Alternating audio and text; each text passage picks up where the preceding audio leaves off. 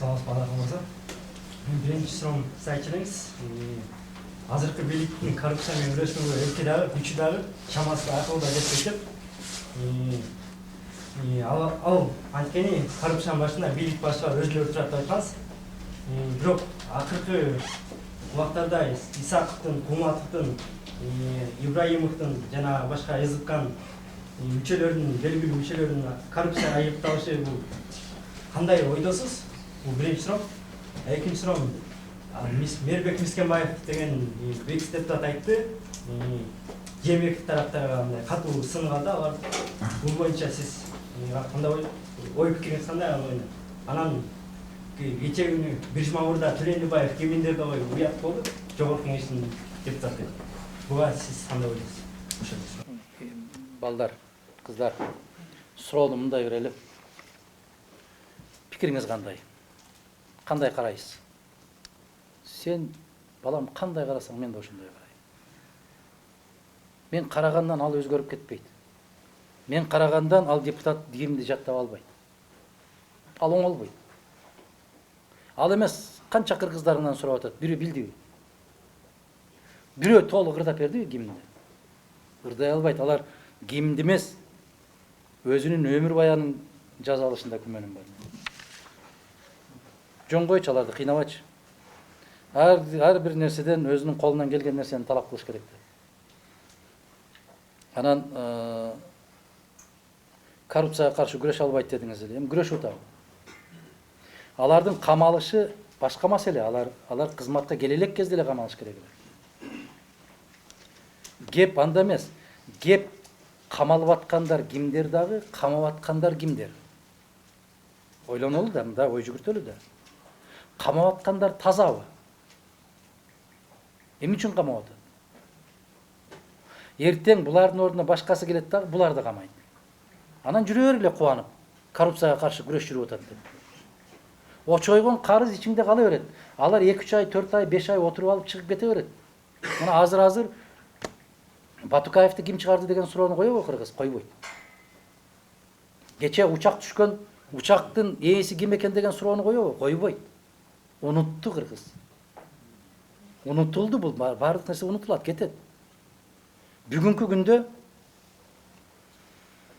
баягы ошол учак түшкөндө жыйналган 100 миллиондон ашык акчаны ким кайда таратты деген суроону коебу кыргыз? Койбойт. Ошол сыяктуу булар билет, дагы 2-3 ай, эртең кыш башталат. Анан мурдубуз куюлуп барып көмүр издеп баштайбыз. Ошол мезгилде акырын эшиктин аркасынан чыгарып коет. Анан кете берет. Көптөгөн аксакалдар ортомчу түшөт.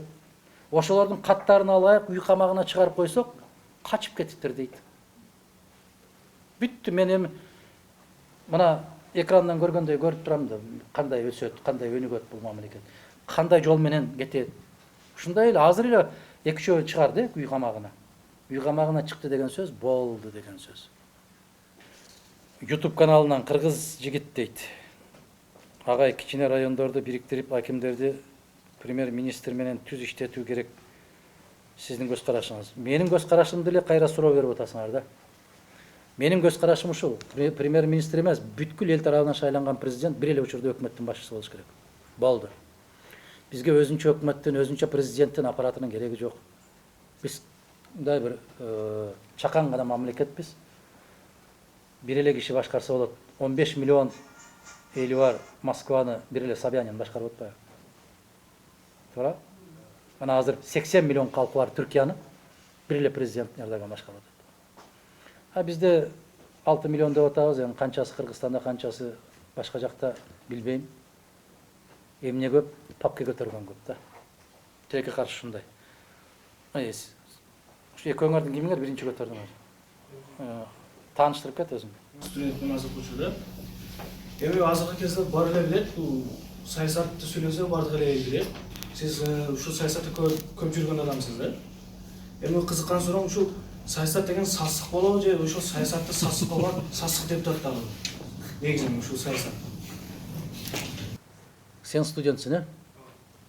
Студенттердин баары паракорбу же жакшы студенттер барбы? Бар экен да, бар экен. Окушка карайт.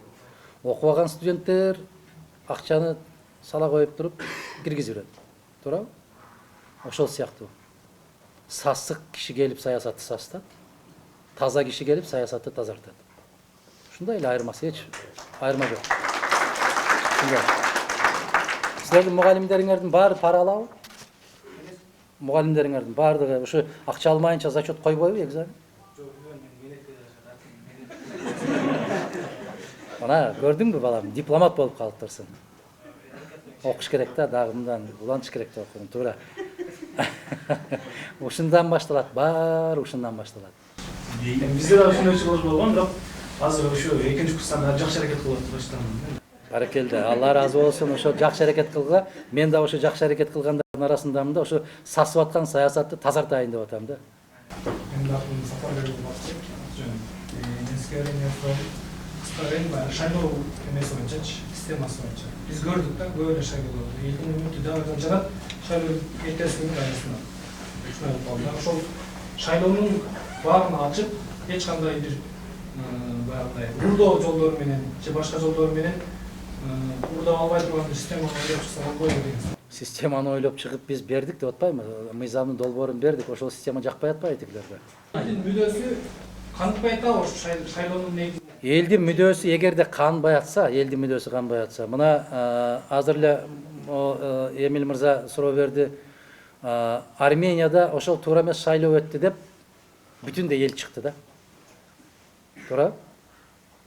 Анан өзүнүн арасынан чыккан бир керемет жигитти, журналист болуп эле жүргөн жигитти алып келип премьер-министр кылып отургузуп койду. Мына айтып атат, кыска мезгилдин ичинде кандай өзгөрүүлөрдү жасап жиберди деп. Байкап атасыңбы? Эл, бардык нерсе элден. Бардык нерсе элден. Эгерде Чыңгыз Айтматов ушул заманда туулуп, ушул заманда ошол чыгармаларды жазса, Чыңгыз болбойт эле. Неге? Бүгүн кыргыз китеп окубайт. Бүгүн да чыгармалар чыгып атат. Керемет ырлар чыгып атат. Алыкул Осмоновдор чыкпайт. Неге? Себеп кыргыз окубайт. Мына Фатима Абдалованын, Бактыгүл Чотурованын чыгарган китептерин карагылачы, поэзияларын карагылачы. Эмне деген керемет сөздөр чыгып атат. Бирок окуган ким бар? Мына ошол жерде эле азыр эле мен силерден сурай турган болсом, баарыңар азыр менин жалдырап карап турган жүзүңөр акырын жерге түшүп кетет. Суроо берсем. Мамлекет, өкмөт өзү аткаруу бийлиги элге шартсыз берүүсү керек. Айтайын дегеним Тогуз-Тороо районунда сайтып өткөн түндүк түштүк альтернатива болгон. Бир топ убакыт эл күткөн чынында. Сөйдөгөндө кыштын кыраан чиллесинде тырда калышып кыйынчылыктар көргөн да. Анан ошол күн келди деп элдер ушунчалык деңгээлде сүйүнүшкөн чынында. Ал эми ошо сиз айтып жаткан завод фабрикаларды ошого чейин эле куруп, керек болсо бизде бар мактал алтын комбинаты, туз алтын балансына. Ошондон түшкөн каражаттын негизинде ошол жолду буга чейин эле жасаса болбойт беле? Же ошол сунушту ушуга чейин эле айтса болбойт беле? Качан гана жолду салынайын ушул нерсени айтуунун кажети канчалык деңгээлде керек? Себеби дегенде чынында элдин көксөп аткан мүдөөсү, кара күн аша албай калган элдин ушундай ал каоосу да ушул жолчу. Сиздин жеке гана оюңуз. Мен түшүнбөдүм сурооңа. Мен ошол жолдо көп жүргөм. Ошол ашууларда кышында да жүрдүм. Кышында барып алып кайра Тогуз-Тородон кайта албай жатып калган күндөрүм болуп атты. Мен аябай жакшы билем балам. Мен сурооңа түшүнбөдүм. Ошол жолду курганга чейин эле эмнени айтыш керек эле дейсиз?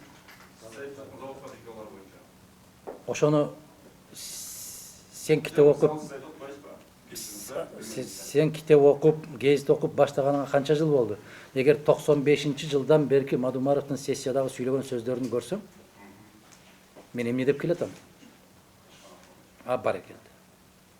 Мына сыртка чыкпайт эле. Кыргыздын жигиттери менен кыздары сыртта жүрбөйт эле, бирөөнүн колун карабайт эле. Эгерде биз ошол иштерди жасап койгон болсок деп. Тескерисинче ошол завод фабрикаларды саткандардын баарын көтөрүп келаткан эл го, мен эмес го. Ошолор менен күрөшүп аткан мени кайрадан тескерисинче кайра суроого жыгып атпайсыңарбы силер? Тескери заман болуп калбадыбы азыр? Мына мен эмес, Аскар Акаевич айтып атпайбы? Ошондо 5 завод менчиктештирилип кетти эле. Атамбаев менчиктештирип алган ошону. Атамбаев менчиктештирип алган болсо ошол мезгилде президент болуп отуруп неге камабадың? Мен Чыңгыз Айтматовго берген акчаны ал алдап алып алыптыр деп интервью берип атпайбы? Неге камабадың анда ошону?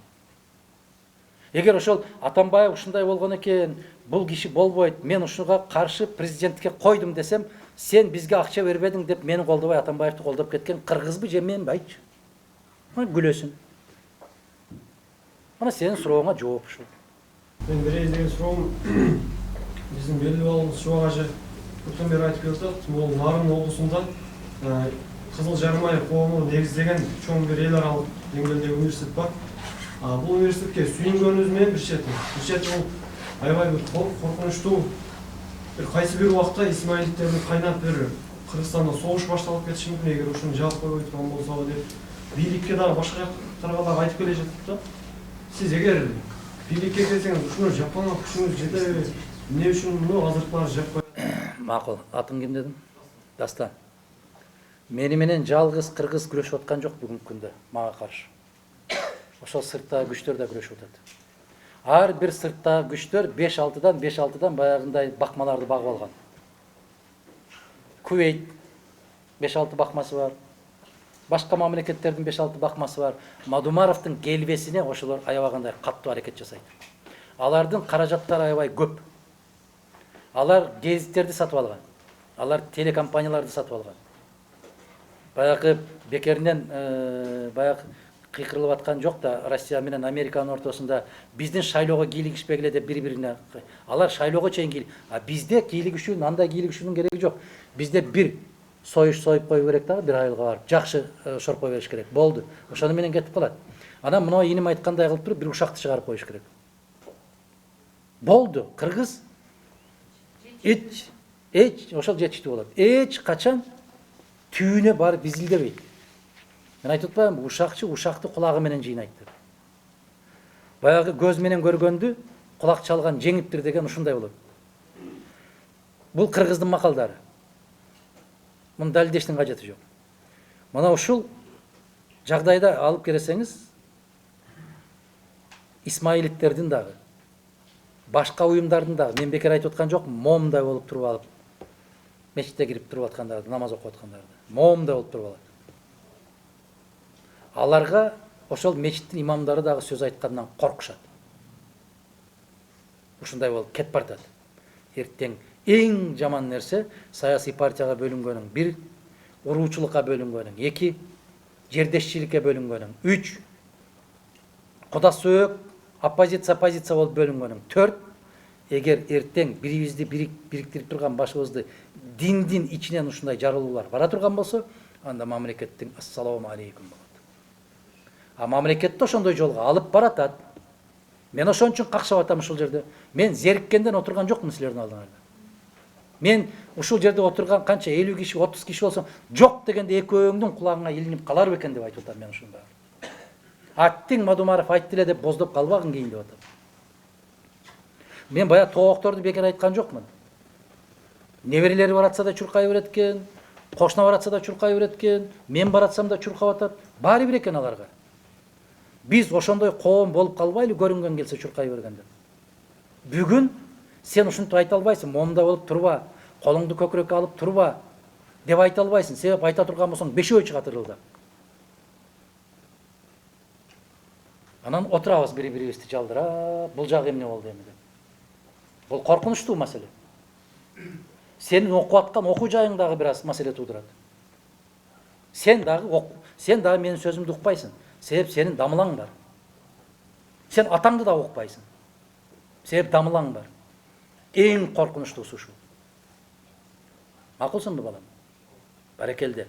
Ошон үчүн силер өзүңөр тандап алгыла келечегиңерди.